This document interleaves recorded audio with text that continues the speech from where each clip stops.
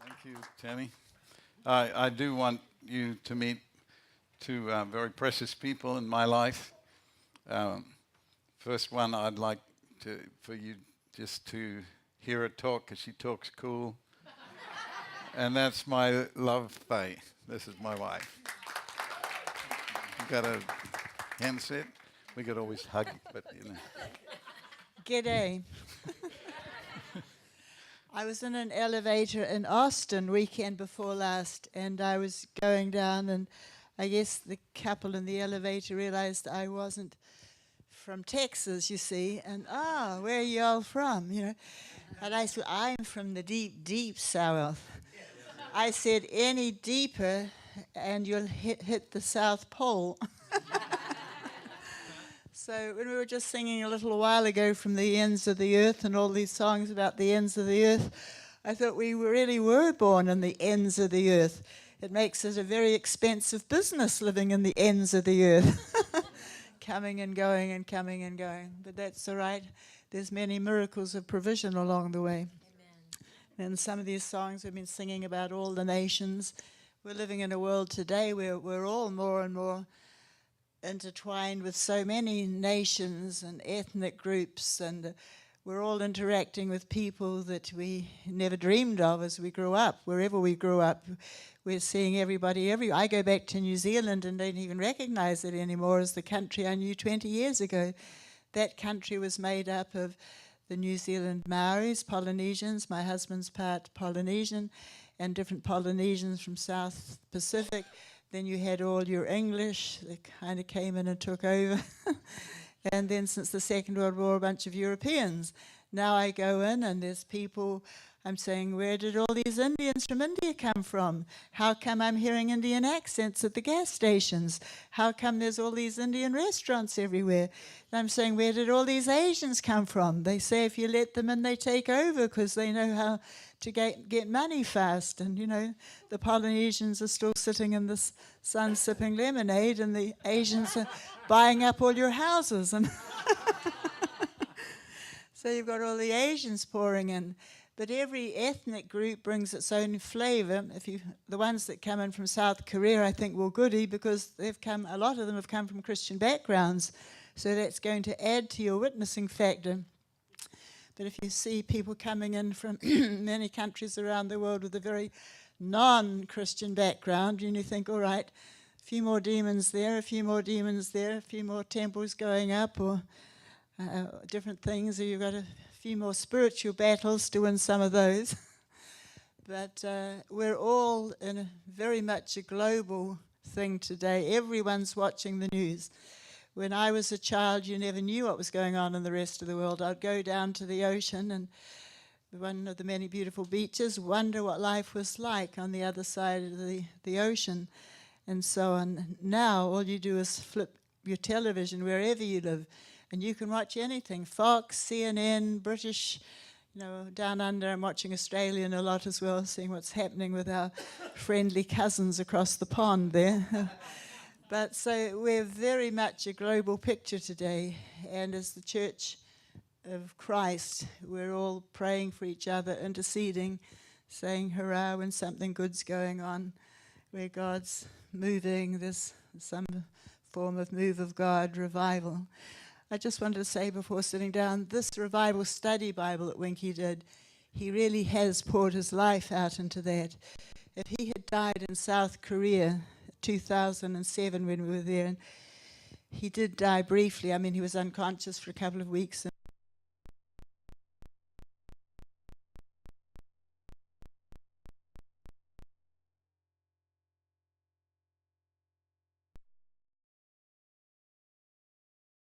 Come out and print. There wasn't the money to get it done. Well, he has lived and it's come out, and there's a tremendous amount of work in that. So it's not just another Bible and as spirit-filled people. I mean, there's a wonderful history of revival and moves of God, and I think it's a tool for revival around the world for the next generation. Son?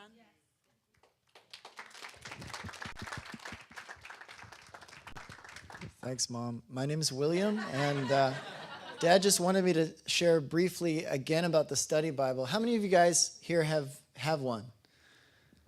All right. How many of you have seen it that don't have one? Okay. All right. I just want to share a little bit more about it. And I'm going to have to try to be brief. So, Steve Hill, Pensacola Revival. How many of you were privileged to be able to visit that? Okay. Just a handful in here. So I remember going about 3 times when I was a young man. There were over 100,000 first-time salvations recorded through that revival. There were over 300,000 recommitments. So as far as we're concerned, it was the real article. It was the genuine thing.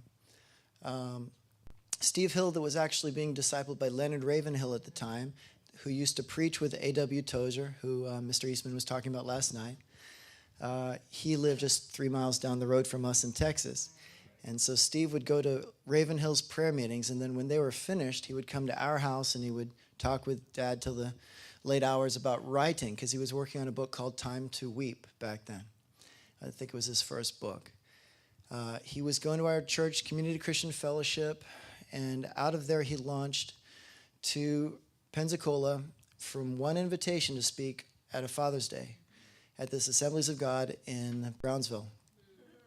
And the intercessors there, how many intercessors do we have in this room? They had been praying for at least 5 years for revival to come to their town. And when Steve came, he'd already been part of the Argentina revival for 13 years. And he had the fire of God in him. And it was just like the prayer and the evangelism connected. And the church was ready to actually hold that kind of a harvest. Sometimes if God sends a harvest, if the group's not ready, then it'll be lost. Those guys were ready. So they said they had 1 million people that passed through that church in a 6-year time period. It's incredible, because the church was big, but it wasn't that big. It held about 3,500 per service, which is pretty big, and they had to rent the building across the road. They had to utilize their chapel, which is like next to the building. They were doing everything they could with streaming just to host the people. They would line up at 6 in the morning to get into a service the doors would open at 6 at night. And they were there with the pouring rain here in Florida and the hot sun in the summertime. There was, was it Spin Magazine sent one of their top reporters out, and he did a 10-page Spin Magazine article on the revival. He interviewed a couple of punk kids that had come over from maybe California or Seattle or something. They'd driven all the way across the country, said, "Why are you here?" And they said, "Well, we heard God was here." And so it was, it touched the world. That thing touched the world. And people would come up to Steve and they would say, "How can we get the materials that you're telling us about?" He had taken the time to take all the Azusa Street revivals. The Azusa Street revival was a revival back in the early 20th century, lasted about 6 years as well. Started around 1904 with William Seymour, and there was a great reconciliation between blacks and whites and Asians back then that hadn't been heard of really before in America. And God used that revival to launch missionaries all over the world, and they say that about 80% of missions were launched out of that revival. So Steve got the early newspaper printouts from that time, and he put them together as a book, and the book was the size of a newspaper, because they were just full-size reproductions of the front covers of newspapers. And because the revival was so impactful, they used to actually, the newspaper's front cover would be on the Azusa Street. They're amazing miracles. They've released a book now. I don't remember what it's called. But some of the people that were still alive, that were children back in that day, they talked about their experiences, where the glory of God would come down so tangibly. Sometimes the fire emergency services, they were called out to put fires out because they were seen, the fires were seen burning on top of the building and there was no physical fire. Or there was a mist that would come down, the glory cloud would come down into the room and the children would play with it. They actually play hide and go seek in it because it was so tangible. One kid tried to bottle it up. He put it in a jar, but as soon as he walked through the door, when he went outside, it vanished within the jar. It was only like there, So that was an incredible time. And so Steve, all these years later, he reproduced some of this stuff and some of the materials he was talking about. People would say, "How do we get this material you're talking about?" And he would say, "You can't buy a library because it's the only way." That's what I did. So what they attempted to do with the study Bible is to take a lot of these materials of revivals of the past, biographies, sermons, sermonettes, principles, and put them into one resource. So Steve was so busy traveling all over the place, preaching not only with revival here in Florida, but also across the country with the things called Awake Americas, that he asked Winkie, who he knew was a revival historian, to take over the project for him. So Winkie became the chief compiler of all the sources. So the study Bible has over 100 contributors in it. Men and women like, from the past, William and Catherine Booth, Charles Finney, Charles Spurgeon, Martin Luther, John Wesley, Jonathan Edwards, to modern people like Benny Hinn, Billy Graham, Roland and Heidi Baker, Bill Johnson, Mike Bickle, on and on and on. So we believe it's an amazing resource. Especially if you're called to full-time ministry, there's so many. We're already seeing ministries launch just from people reading this. One girl was 17. She was reading a section about a 17-year-old, a girl that lived about 150 years before she did. And she was reading it, and she was reading about this revivalist who was also 17 that used to preach to these minors. And she saw that revival happened through this 17-year-old girl 150 years prior, and she thought, I could do that. So she went to her all-girls high school, and she started to preach to her friends. And I think it was in one day, 10 kids came to the Lord. And within a few weeks, they saw about 30 kids came to Christ. And because of the work that was happening there in the school, they decided we're going to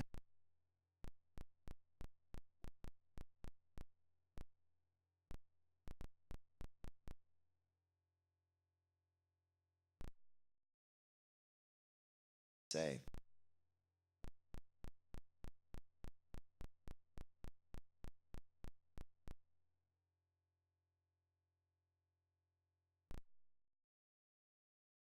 So circuit riders came out of that, and the first one they had, I believe there's about 300 students showed up for the very first circuit riders. And these kids came wanting to learn how to be revivalists. And so the Revival Study Bible has tools for people for practical application for your own life and then also for ministry. As far as the resources that Steve Hill would be asked about sometimes, they were working with Thomas Nelson originally to get it published. And that was the largest English Bible publisher in the world.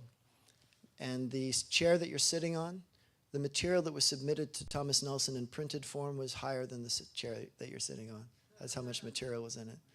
It was 14 reams of 500 pages of paper. But not all of that could fit into a Bible. So a lot of it was boiled down.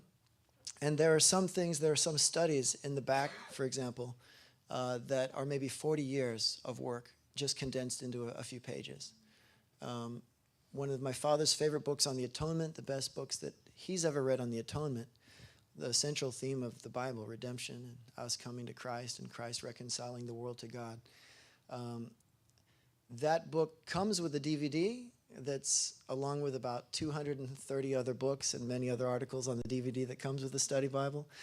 And Dad talked to the missionary who wrote that and got permission to include it in with the Bible, and he summarized it in 5 pages at the back. So there's many studies like that. A lot of people don't believe in hell anymore. There's a whole section dealing specifically with scriptures on hell, that hell is what the Bible says about hell, what the Bible says about the devil. The devil's real. A lot of people don't believe in the devil anymore. The Bible's very clear that he's a real being that absolutely hates us and wants to kill us and take us out, and he hates God and how he's an enemy, and you need the armor that the Bible talks about because you actually are under attack and he wants to take you out. So we just believe there's amazing resources in there. And finally, the Bible wouldn't have been completed if our friend Dr. Tamara Winslow hadn't come along. We believe she was sort of the missing piece of the puzzle. And she had done a study for 22 years, compiling all that the Bible had to say about revival. So her study chain was finally added. And it was, 22-year study chain. It was equal in length.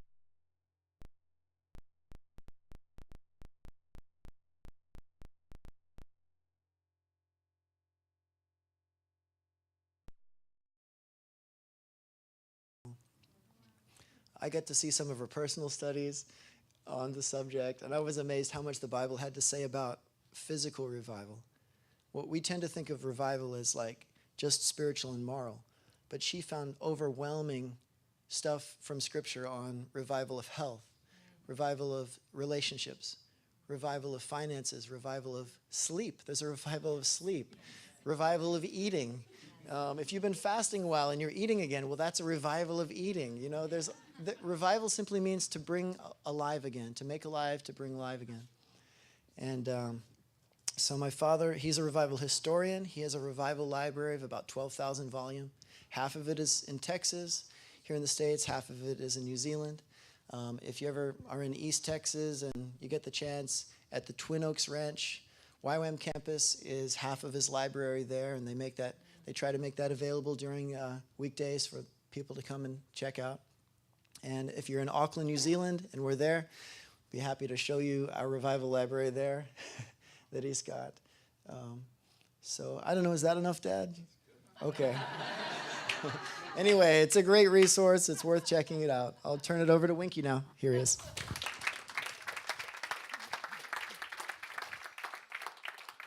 I am amazed about this book. If you don't have one of these, you better get one. You know, this is God's book, an amazing book. There's no other book like this in the whole world. Never will be. When you have a person with an infinite mind, an infinite heart, who over thousands of years passes on what he's got in his heart and puts it all in one book, that's it. So I want to talk to you a little bit about what the Word of God does in people's lives. So I'm not going to have you read all of this, but we have a series called Absolutes of Wonder, rooted on some of you. We have friends checking out this simulcast from all over the place, and those of you guys who are connected up now, you remember what happened when you got hold of just a small section of what God had in his heart that you never realized before that altered everything. Your whole life changed around. So we call that Absolutes of Wonder, and it was done as a book called, I called it Absolutes of Wonder, and that was a subtitle of the big title was called Divinity. But my publishers, for some reason, thought everybody would think divinity was about fudge. And so they called it a subtitle, Nature and Character of God, which is really what it was about anyway. And then they were afraid that nobody who saw a book by a guy called Winkie would write anything serious. So they put W.A. Pratney's, my only book that just has W.A. Pratney on it. Well, it's better than being known as a gay purple Teletubby called Winkie. So I just wanted to share that with you, that I am not a gay purple Teletubby, and I do love Jesus, and it was a wonderful thing. This book is amazing because it's a living book. It's not an ordinary book at all. So we have so many different versions of it, ways that we can disobey God in Hebrew, Greek, and Aramaic. So the best thing you can do is to make sure that you get as close as you can to what God actually said. And there are sermons preached sometimes all over the world on wonderful ideas that actually aren't in the Bible at all. So it's really nice to discover that. So one of the things that have been on my heart over the years is to try and pass on to others, if possible, a little bit of what God showed me about himself. Those of you who know me realize I come from pagan background, not interesting pagan. I never was a Hell's Angel. Look at me, you know. Put a chain around my neck, I couldn't have got off my bike. I've never run a stable full of hookers. I want to apologize for that too. I miss so much. I'm a chemist by training, just like Mr. Bean. That's my roots from the time I was 7 till the time I was 17. My whole desire was to be a chemist. Didn't want to be a fireman, didn't want to be a policeman, didn't want to be somebody who went to Mars or anything. I just simply wanted to be a scientist and a chemist. And so I gave all of my life pretty much to that. I still have my lab in New Zealand. So if you come and visit us, I can show it to you. In my ordinary looking office, there's a wall. You hit it at a certain place, and it opens up like James Bond, and behind it is my lab. It's a little bit like looking inside Doctor Who's phone booth. You know, it's interesting inside there. It has a full dark room with stuff. It has one whole corner of that lab is just I say standard lab, but I could do all kinds of cool things with that lab. When I got saved, I colored the local swimming pool violently purple. We launched rockets in our unsuspecting town on the 5th of November, which is like your 4th of July here. When you messed with me at school, this before I got saved, of course, I did not beat you up. I slipped a pill into your lunch. And then the next 3 days, when you went to the toilet, you'd think you were bleeding to death. And then if you managed to escape that, and you still wanted to beat me up, I had another pill slightly larger with another small cap inside it. I slipped it in the back of your jeans, and about 30 seconds later, they detonated, and the back of your jeans burnt out. So if you visit us in New Zealand when we're down there at our home country, I can show you the lab. I will have to kill you afterwards, of course, because it is a secret lab. But I do keep a bottle of cyanide there.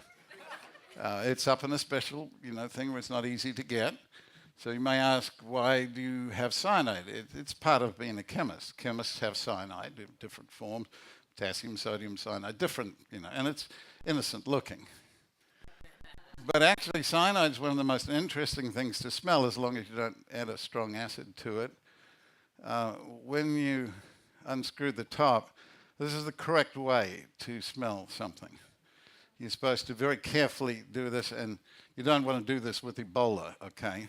But you just waft like that, see? Without touching anything, without flicking anything. You just do that, and then when you do that with the cyanide, it actually smells nice. It's quite nice smell. I got some really stinky things in my lab that would make skunks pass out, but cyanide is pretty cool, except that it flat kills you very fast if you eat it, you see. So you don't really want to test that. Tell you this because people go, why do you still keep that? I said, I may want to start a church myself one day. Getting saved for me was a shock, absolute shock. I never wanted anything about God. I wasn't an atheist. I mean, you have to believe in God to be an atheist. You have to believe there is a God there not to believe in. And I didn't believe in anything like that. I was totally given to that discipline of chemistry. And the thing about chemistry is that it is about stuff. It's about everything. Everything that you are, everything you're sitting on, it's actually the way God designed the world. So it's kind of cool to know something about that. Those of you who have links of that sort. But for me to get saved, actually got saved at 16, became 17 that year. In 1962, the shock that happened to my life was so radical, it altered everything. It wasn't just adopting some religious thing or becoming interested in something, kind of studying things like looking at Shirley MacLaine and thinking about, these kinds of studies. Had nothing to do with that. It had to do with a radical injection of life into what was death. A radical injection of sometimes a complete 180 shift in everything you knew or thought about, and an amplification on steroids of stuff that you thought you knew about and you didn't have a clue about. So what happened in my life by the symbol, the trouble with Jesus is he acts like he's God or something. You've already worked out your life and you designed it all out, and you know what you're going to be doing over the years, and you're studying like that. And then he doesn't even Doesn't even preach 3-point sermons or anything. He just goes, follow me. That's only 2 points. So what does follow mean in the original Greek or Hebrew? Well, it means follow is what it means when you analyze it. And what does me mean? He's talking, and he's the one that said it. Well, I guess it means follow him, you see. That's what he says. And then what is his follow-up? Same thing. Follow me. And what is his ongoing follow me? It gets really simple sometimes. But when he comes, everything alters. And the thing that I love about Jesus is that he can, it doesn't matter what you can be a terrorist like Saul. Complete terrorist. Your ministry is killing Christians. That's your ministry. Today you'd be in ISIS, you'd sign up quickly. Get that one to meet Jesus and see what happens to him. Can you imagine hearing about a Bible study? There's this guy and he just got saved, and we're having a Bible study tonight, and he's invited many to come. Oh, really? Where is he from? Well, he's from Tarshish. It was a city, you know. And what is his name? Saul. Saul? Saul? Saul of Tarshish? Saul? Saul? Well, yeah, that's what he doesn't call himself that anymore. He calls himself Paul, but that was his old name. Saul of Tarshish. You mean the one that killed those Christians? He was there and held the coats of the people who stoned it. That one? Yeah, I think that was his background. I don't feel led to have a Bible study with this guy tonight. You understand how radical that is? But confrontation with the one who made you alters everything. Utter shift. So my background then being pagan, I didn't have anything religious to hate. It is very easy to develop hatred for religious things because there's so many of them around. The shocking thing I found about Jesus is he's not very religious at all. You would think he would at least, walk in a certain way, and there'd be sort of a Monty Python step, and that he would part his hair in the middle and skip gaily down the Galilee. You would think there was something at least like that he would have hanging around him if he was religious, but he is so astonishingly unlike what you think he is. He is more lovely, more amazing, more scary, more wonderful, more amazingly smart than anything or anybody you ever heard of in your whole life. And so to meet him, to actually know he's real. I'm thinking of C.S. Lewis, some lovely things C.S. Lewis said. He said, I know God cannot be a figment of my imagination because he's not at all the way I imagine him to be. He really isn't like you think he is. He's very unreligious in a lot of the things. He's funny and scary at the same time. So there is a lot of religious things in the world, and most of the major wars are being fought today religiously by religious people. But God is not at the heart of those wars. He is, again, against another thing. And he's only against two things in our lives, stupidity and selfishness. You can get rid of those two out of your life, and he's a great way of doing it.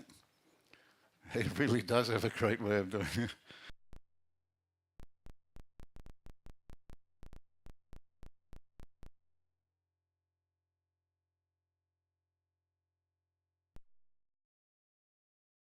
.30s, and she called at 5 in the morning. And so Faye said, there's this girl wants to talk to you. I said, it's 5 in the morning. She said, I said, what is it about? She said, she doesn't want to tell me. She just wants to talk to you. I said, so I go, hello. And she says, is this Winkie Pratney? I said, I think so. And then she said, I'm thinking of killing myself. It's a funny thing. At that time in the morning, it was exactly what I was thinking. It's an amazing coincidence, these things that happen. So I said, why are you thinking of killing yourself? And she began to tell me for a few minutes her tale of woe about this, that, and the other thing, and I listened for a while. And then I said, you know, you're not really telling me the whole story. You're like an iceberg with a little bit sticking out. And you're just talking about the bit sticking out, but the whole huge chunk of it, you don't even want to tell me. I said, your life is thoroughly screwed up. And I understand why you want to kill yourself. You deserve to die. You ought to die. And you call the right person. I can help you. Now there's silence on the other end. Because who is this? Who's he talking to? So I said, now look, if you actually try to kill yourself, you probably screw it up. You've screwed up so many things, you probably won't even do that right. You know, if you try to, like, you know, shoot yourself, probably miss and blow your ear off, and you have to get it reconstituted by facial surgery, and then if you go and you think maybe I can, you know, turn a car on and have the gas come out of the back and slowly die, you probably try and suck the pipe and burn your mouth. So don't even try this. You totally wreck it off. But I have a friend, and he's an executioner, and he's awesome at what he does. And I know what you want to do. You hope that if you died, all of the ugly things of your life and all the terrible things that have happened to other people will all go away, and you won't ever think about those again, and everything will be erased, so that if you get hit by a truck or something and they bury you, there may not be many people around at your funeral, but you know, they'll be able to put on your gravestone if you can afford one, or somebody else can afford one for you. Here lies your name. She lived, she died, that was all. You know, that's basically what will happen to you. But I said, my friend the executioner can really finish you off. Now she's really quiet, because has she got Jason, you know, from the horror movies? Who is it she's talking to?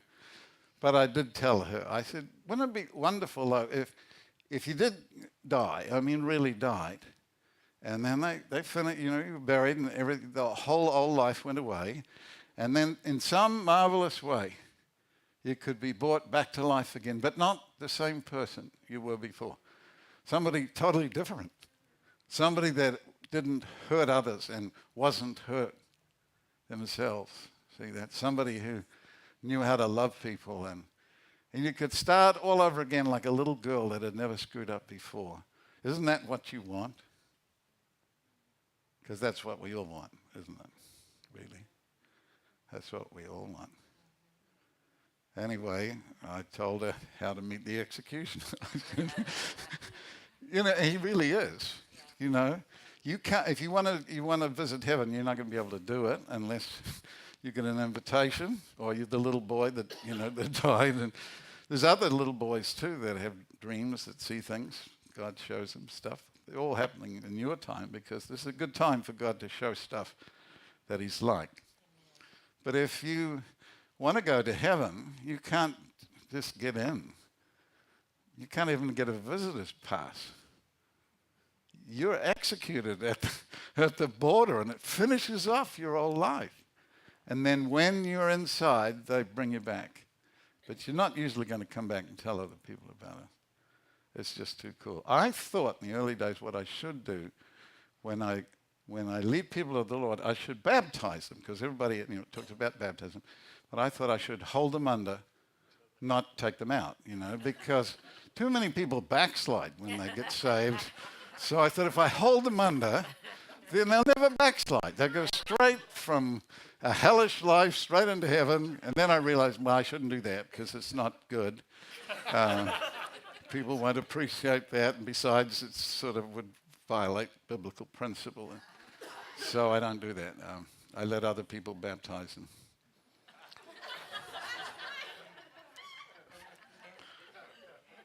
But it is a wonderful thing to know that when you meet Jesus, and he does really act like God. He really acts like he owns everything. And then he's got a right to just say, do this, do that. You know, if you were a religious person, you met somebody, you go like, what's your name? My name is Frank. Frank, what a beautiful name. Oh, I've known some Franks before, frankly. I've met these people, and that's wonderful. Listen, Frank, have you got a few minutes that you'd like, I'd like to share something with you? If you haven't, that's fine. You know, maybe another time I'll be able to come. Something like that. He doesn't talk like that. He just says to people up the tree, that was a good click. He brought an anointing was there.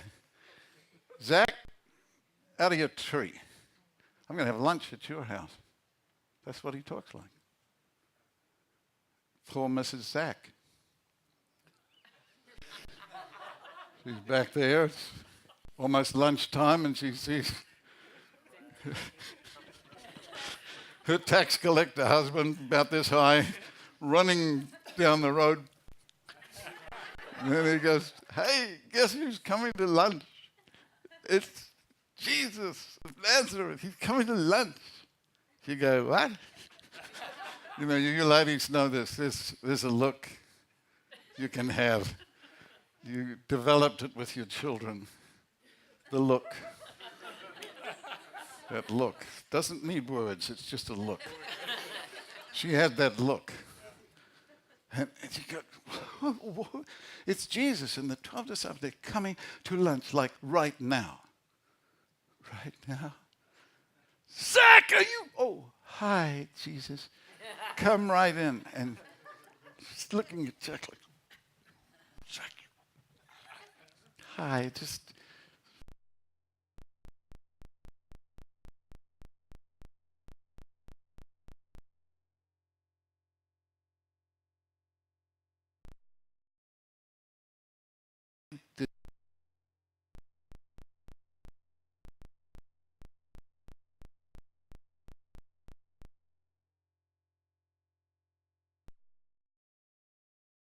Looks like he really does own everything. And in these 50 odd years, there are really 56 odd years that I've known him, he really is like that. He really is. I'm going to tell you 3 quick adventures. When I was first saved, and remember I'm coming from pagan background, I don't know a bunch of religious things. I've never been, I did go to church once. I think it was for my parents heard there was a Sunday school there, and that children should go to Sunday school. They didn't go, but they should. So it was a lovely pastor. He had his collar on, and he talked like Monty Python. How are you? How gentle Jesus, meek and mild. Look upon this little child. I don't know what little child he'd ever seen, or whether it was capable of him ever having a little child, but my life wasn't like what he was thinking. Little child, you know. And I did learn one neat thing from the 2 or 3 times I actually went there. It was a song, and it was called "The Wise Man Who Built His House on a Rock." It was really kind of a cool song.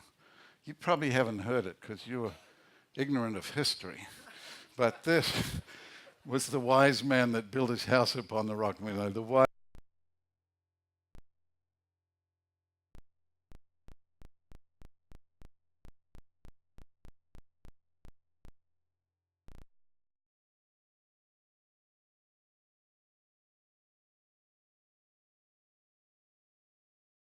rains came down and the flood. Isn't it simpler? And the rains came down and the floods came up and the house upon the rock stood firm.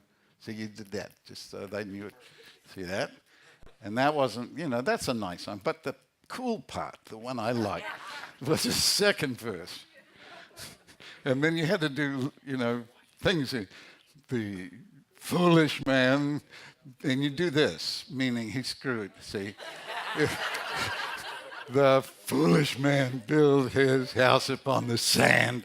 The idiot built his, bless his heart. The foolish man built his house upon the sand, and the rains Notice the same rain, see. And the rains came down and the floods came up, and the rains came down and the floods came up, and the rains came down, the floods came up. And this is the part I really like. And the house upon the sand fell down, and then you broke things. You threw chairs through the window. It was such a cool song. I didn't know what it meant. I just thought it was a cool song. America's building its house on the sand. And the rains are coming down. And the floods are coming up. I come from that little country. My wife and Bill both, we had William here in the US, you know. We tried as best as we could to bring him up in a good environment. So we bought, and Texas, you know, Texas. Anointing strong. Texas. So we tried to do our best, you know. Tiny little country like New Zealand. But where I live, I'm only 5 houses from the beach. And when we're gone for a long time, I don't know what the tide, I don't know where it is. So when I come home, I may not be able to see exactly whether it's going out or whether it's coming in. But if you go away for a little while and come back, you'll see which direction it's coming. And that it's not coming in America, it's going out. And that's why we need to have meetings like this. Because the difference between those two men was not that different.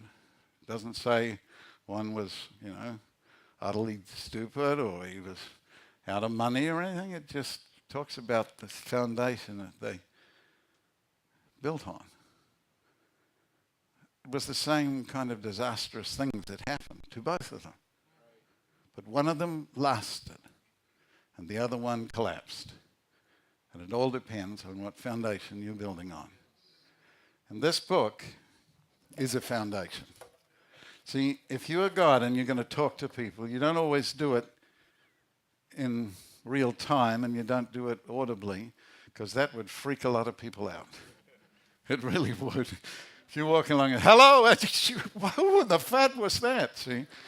And when he talks, he doesn't talk like, hello, you know, like that. If you have a voice like that, it's probably a demon or something, because he doesn't need to show off. He just shows up. You've all seen the little Mexican dogs called Chihuahuas, those little demon-possessed little Mexican dogs called Chihuahuas. You see that? And then you all heard about the larger dogs. You know, the Afghan wolfhound is the biggest dog in the world. If it stands on its rear legs, it's almost 6 foot tall. It's a huge dog. And then there's the Doberman, things like that. Pinscher. Don't even ask why a Doberman's called a Pinscher. You will, if you get bitten by a Doberman, you will know why it is called Pinscher. But if you put a Doberman and you put a Chihuahua together in the dark night in an alleyway, so they met each other in the darkness, and they suddenly saw each other, I ask you this question: which of these two dogs would make the largest noise? You know it is the Chihuahua. The Chihuahua will go postal. So that, you know why? Because he knows he's going to die. So, there was a guy in a bar who was sitting there, and a man came in he said, was that Chihuahua out there? He said, it was mine. Why? He said, he killed my Doberman. And the guy said,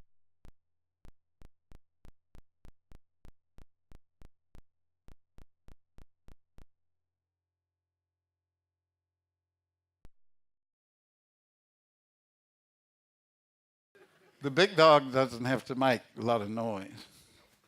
He's already there, see, he's the big dog.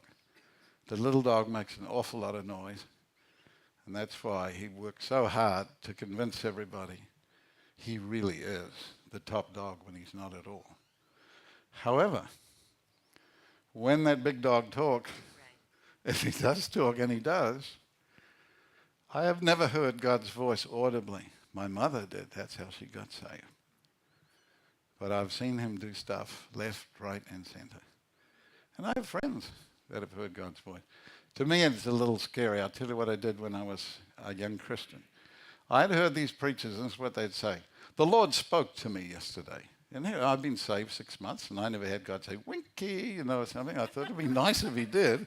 So what I thought I'd do is I'm just in a camp, so it's kind of out in the forest area, and we're near a beach, and, it's a nice place. And so at about 1 or 2 in the morning, I took a little sort of a sleeping bag thing, and then, I don't know, I think I took a pillow too, just in case I was talking for a long time. And then I took my Bible, and then I went out into this deal, and there was nobody around, and it was way out in the forest part, and I started talking to God out loud. A lot of times when I talk to the Lord, I don't talk out loud at all, because he knows. He knows what you're thinking. You don't have to go, let me explain it to you. So I'm out there, and I'm saying to the Lord, now why don't you talk to me? I hear all these preachers going, the Lord spoke to me last night. And I said, I've listened, I got good ears. I haven't heard you talk at all, so why don't you say something? Nothing, I don't hear anything saying. So I'm talking, God, say something.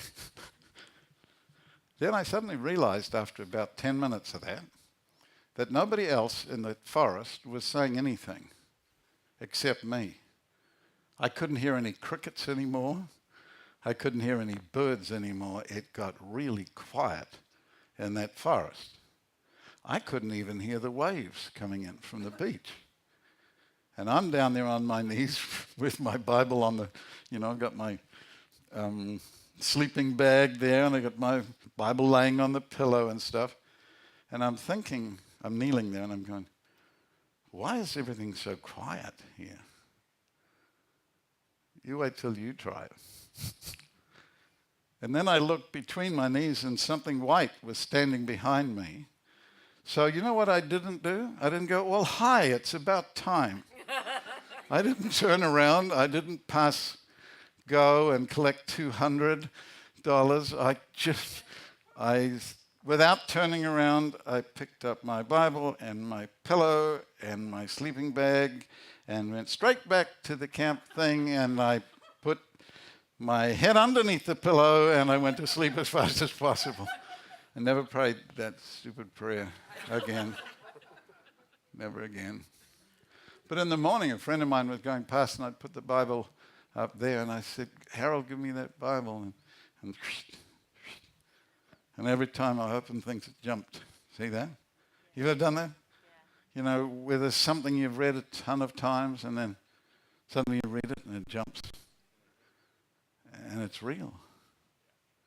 And that C.S. Lewis I mentioned to you, he's talking about people fishing, and they're hoping to one day catch a big fish.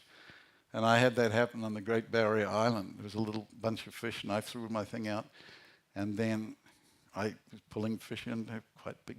I was very excited. And then underneath the little dinghy that the 4 of us were on,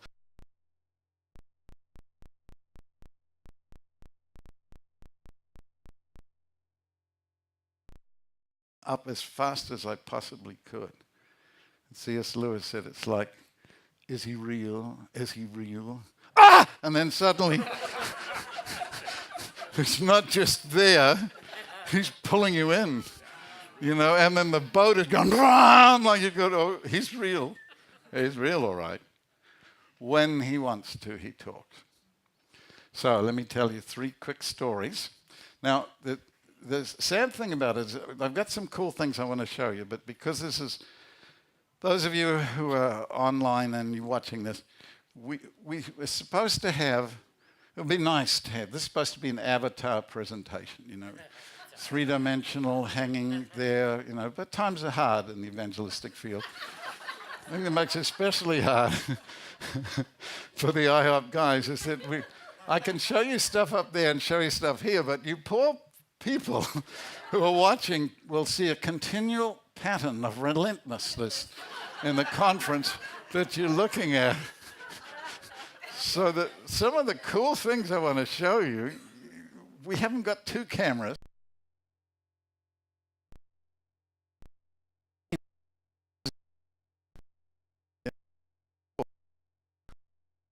New thing that it's actually old. God made it a long time ago. You know, he talks to dirt. He makes dirt, and he makes water. He just talks to water, and then he tells water to do stuff for him. Some of you think, oh, no, that's a metaphor. No, it's not a metaphor. He designed, I know it looks like Mickey Mouse, you know, with oxygen, 2 hydrogens on the top, and you put a smiley face in, you might get Mickey Mouse, but he's not like that at all. He makes water, and then he talks to water. He makes dirt, and then he talks to dirt. Then he calls water again and says that. When he makes us, it's personal. It's not mediated. It's the actual real designer making us. Except we're still dead. Then he goes, and he blows real gently. You have to blow him out of the universe. Breathes into him life, and he comes alive. And that's Adam. That's the beginning. See, that's what he's like. The dirt, here's one of the things in dirt. You're mostly made of this. Carbon. You're mostly carbon. You're carbon compounds. All of that out there is all carbon. All the trees are carbon. All kinds of cool things. When aliens come, though, to Earth, they either want some of the carbon or they want water because they're, very dry aliens. There's more water here and more of these things in the dirt than any place else in the universe. It's right here, you see. So you girls, you know that carbon, you can actually get forms of carbon that are quite beautiful. They're transparent and they're costly. And you girls may have one on your fingers. Right now you may have one there, and you may be seeing that nobody's noticed that you're engaged now. And look at this lovely diamond ring, and you'll say, it's so hot in here, I think I'm going to have to take my ring off. That's just carbon in a certain form and a structure. But then we've got one of the softest things. It's called graphite. That's carbon too. So in the last few years, they've found another form of carbon they've been looking for a whole bunch of years. Single layer carbon. It's got no ups. It's just got this thing on this side. It's called graphene, yeah. And graphene is mind-blowing. It's like magic when they first found it. Graphene is single layer carbon. And it is amazing. It's tons of times more conductive. Could cover a football field. And if you put an elephant on that football field, you could pull it with graphene. And if it ripped, it repairs itself. The other trippy thing about it is that if you build clothes out of it, it conducts light around it. And you would vanish. For all intents and purposes, wearing a graphene suit, you wouldn't be there. That's just one of the dumb bits of dirt that God designed. And the simpler you get, the more amazing it becomes. Isn't that true about his book? It's not complicated, this book. He's not trying to be really tricky. He just tells you the truth. You want to know what God's laws are? God's laws are descriptions of reality. He tells you the way he made things. He tells you the way he did things. You don't have to believe it. Bless your heart. Those of you who are from the South know what bless your heart is, don't you? It's not the same as bless his heart. It's bless your heart. It's a nice way of saying what an idiot. He tripped and broke his foot. Bless his heart. That's the thing. So you don't have to listen to what God says. Bless your heart.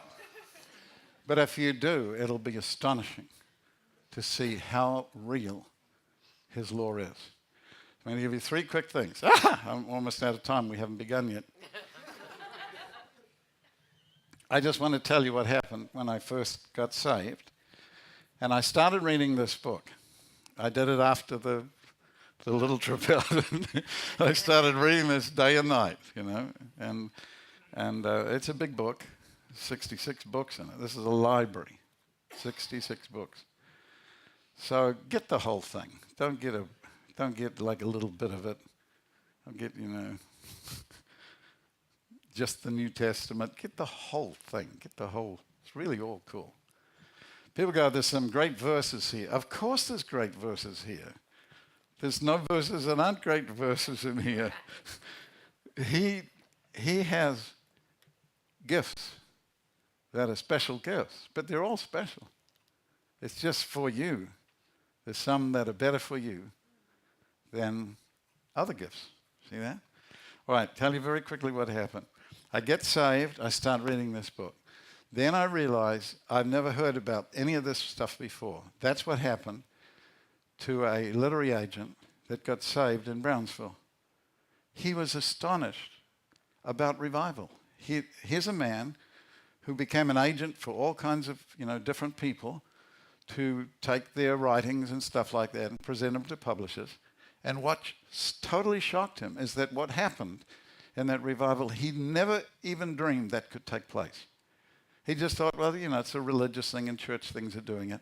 What he didn't realize is what happens when God shows up. And I mentioned this, I think, to you, those of you who were here last night. We are not seeking revival. We're not seeking revival. Revival is a description of what he does. We're not seeking a description. We're not just seeking an analysis. We're seeking the one who is in it. We're after him. We're not seeking to describe something or just to know something. We want to know, can he come again? Will he do it? Remember the 2 lepers? Yes. Either of them, they didn't know if Jesus would heal them. One came because he knew Jesus could do it, but he didn't know if he'd do it for him. And the other one he knew Jesus would do it if he could, but he didn't know if he could do it. Both of them got healed, just like you can get healed too. Same God, same thing, sometimes the same kind of leprosy. All right, got to tell you what happened with me. I get saved and I get involved in a wonderful ministry in New Zealand. It was a ministry that started at exactly the same time that Billy Graham began his first ministry. Remember, Billy only had 7 messages to preach. It was not a lot of messages, but it's good if you've got a week somewhere. I don't mean if you're weak somewhere. I mean if you've got a week to speak, you can preach 7 times. And he's in LA, and Billy for a whole year had traveled with the ministry that it was a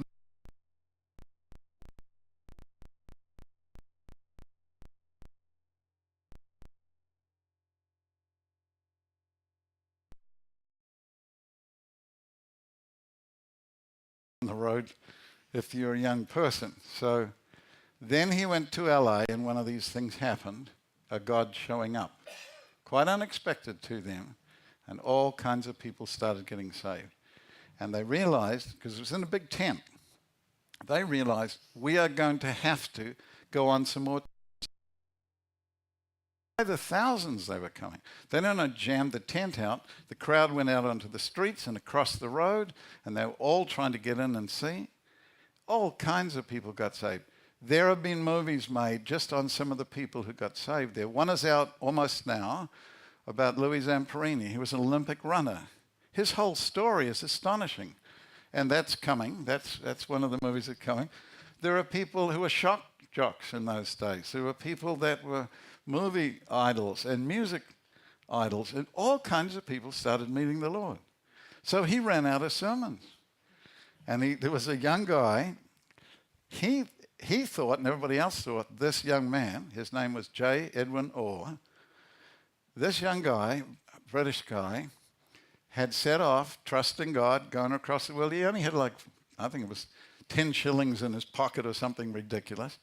But he went to all kinds of different places, and God did some amazing things in each one. Saw revivals, see. So they thought that he was about 10 years older than Billy. He was younger than Billy. But his continuous excitement with God, you know, he had a journal of what God did. I have those original things. Can God was the first one, see, and there's some just marvelous things. So he took them to a major publisher, and he said, have a look at this. And I said, what is it? They said, well, it's a journal of what God does. I said, we don't do journals and stuff. We do books, novels and stuff. And I think it took it about 5 or 6 times. I kept turning it down. But then he went to other countries, and it happened. Let me give you one thing. He's there in another nation. I think it was Norway. And his interpreter, I call him interruptus, his interpreter did not show up. So this is what he says. This is a single line in this book. So I asked the Lord to enable me to speak Norwegian. Or whatever nation was, I forgot. Norwegian. Which I did, giving him the glory. What in the fat is that? That's a single line. Wouldn't you do an entire book on that? The day I got the anointing to speak Norwegian. That's what he was like. So he, in the daytime, taught Billy different things about revival. Billy preached those messages at nighttime. And the Billy Graham that you know of today, still hanging in there after all those years, was not, when I got a chance to talk with him, with a group of fellow ministers, I was the punk kid on the, you know, I'm 70 now, all the others were like 800 years old. And so, but it was a wonderful thing to talk to Billy. Each one of us shared how much of a blessing he'd been in our lives. It was 1 year following his wife's death that we got to meet with him in his house. And so I said to him, Billy, we all know you're an amazing evangelist, one of the greatest in all of human history, and he's a contributor in the study Bible.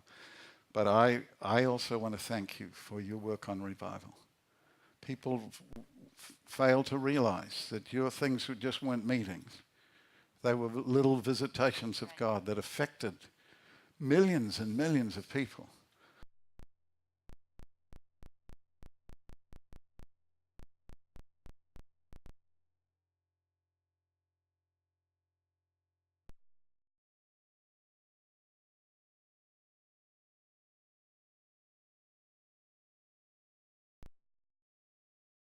People have been involved in revivals. I don't know any awakening that's exactly like the one before. Amen.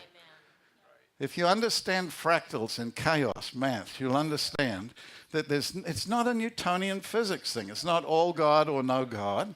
There's something else in between. It's a boundaried unpredictability where there's real laws, but they're not the way you think they are. And if you know what quantum physics is like, 130 years of that, and 38 years of chaos, maths, and fractal structures, you'll realize that God is a lot more amazing than we ever dreamed he was. And he does stuff that you can't even dream about. So the greatest hindrance to the next awakening, the greatest hindrance to the next Jesus movement, is the backslidden fruit of the one before it. For those that will look at the pictures of what they did before and what happened before and constantly compare that to that which is waiting in the wings. And that way you will never see what you hope you can see. Because what you want is a photocopy. And he's not a photocopier. He comes and he does new stuff, and he does it all the time. See? And he's, you know, how young is God? How young is he? We know Jesus only got to be 33 and a third, and then they killed him, but he rose from the dead, and he's still young. It's an amazing thing. So you young dude sitting right there, yes, you. Remember this, God is young. That's why he loves kids. Okay? And that's why heaven is a place where kids can get to play with animals and not get bitten. The lion can lie down with the lamb. And you don't even make it into his kingdom unless you're like a little child. So keep hanging in there, babe. All right, what's our time? Are we stuffed in terms of time? We can take a break, all right? Some of you, if you need some kind, yeah, take a break, breathe or do something. Come back in 10 minutes and we'll pick it up again.